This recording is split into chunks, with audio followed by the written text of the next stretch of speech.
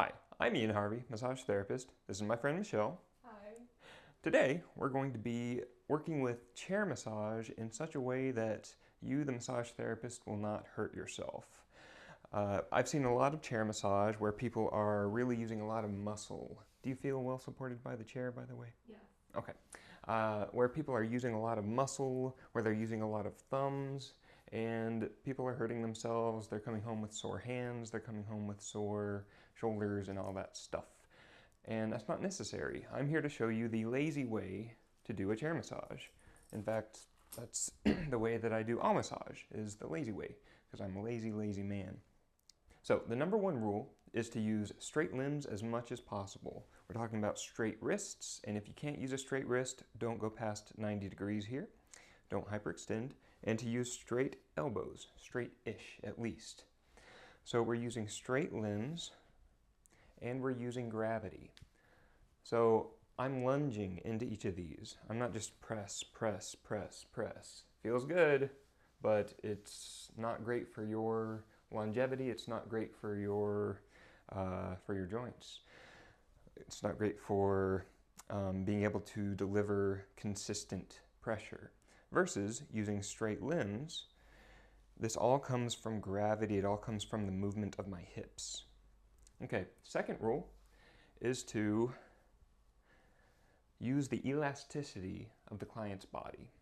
So they have some bounce that you can use. As you press in, the body will press back a bit. Use that momentum to come back into your neutral stance.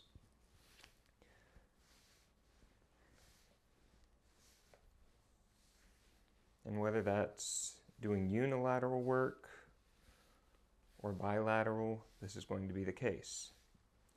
Rule number 3, and this is the one if you want to preserve your thumbs that you want to listen to, is going to be to make your tool and then apply it. So you could sink in with your thumbs and then move your thumbs around using these little muscles right here, but that's not great for your hand. Your hand isn't going to enjoy that for too long. So instead, I'm going to make this shape with my hand and then I'm going to use it. It'll look something like this. Basically, I'm just using my hand muscles as stabilization muscles rather than as active muscles. I am changing shape slightly as I do this, but it's not as if I'm having to get all the power from my hands. And this goes for even if you're working up into the shoulder. I'm creating this C shape and then I'm moving my wrist and my elbow and my shoulder and my body. My thumb in relation to my hand is staying relatively still. The next tip is to use a lot of different tools. I switch probably every 20 seconds. I'm using fists right now, so I'm going to switch to hands. In another 20 seconds, I'm going to switch to another combination of these, like thumbs with fingertips. And again, I'm using straight limbs, straight-ish, and I'm using the elasticity of my client's body, and I'm using gravity. I'm using these lunges.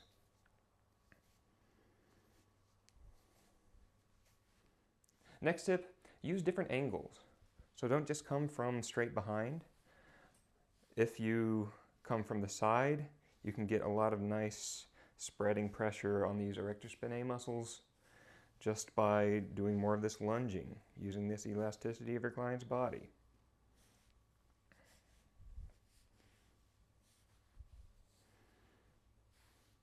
And finally, consider incorporating some myofascial release type techniques into your routine. So that's going to mean finding a good place and holding it. Finding that oblique angle and creating meaningful pressure that over time is going to communicate with their nervous system and cause things to let go. For instance, if your client has a headache, something nice to do would be to create this tool with your hand, apply it, and then hold it. So I've got her superior trapezius scooped up right now. I'm not having to squeeze, I'm just having to maintain this shape with my hand. And go ahead and take some easy deep breaths. And allow time to do some of your work for you. You don't always have to be incredibly active as a massage therapist.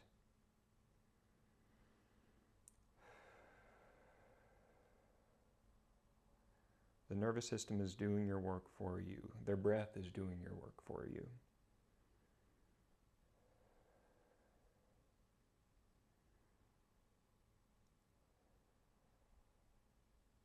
And just as a tip for newer massage therapists, this pincer grip thing, this isn't the end-all be-all of petrissage. Pinch, pinch, pinch. No, you can use a duck grip. Quack, quack. Looks more like this. You're scooping the tissue up using straighter phalangeal joints. So you're scooping that tissue away from your client. That's going to feel less pinchy, which is nice. Pincer grip is great for certain applications, but most of the time I'm using a duck grip. And I find it's much kinder to my hands, especially because sometimes I can switch to a thumbless duck grip. Is that visible? I hope so. Okay, thumbless duck grip.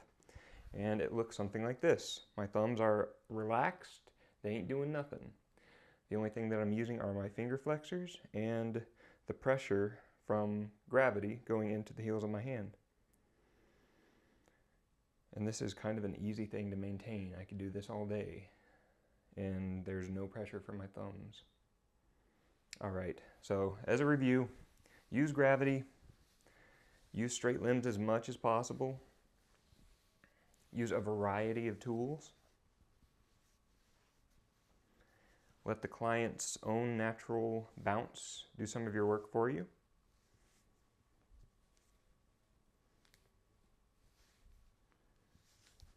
Find different angles.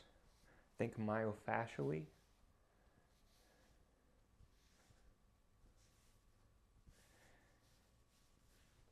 And create your tool and then use it. Try not to dynamically use that thumb too much. And don't forget about Tapotman. Tapotman's great. Okay, thanks so much for watching. If you have any questions or comments, please let me know in the comments. Consider subscribing, and I'll see you next time. Thank you.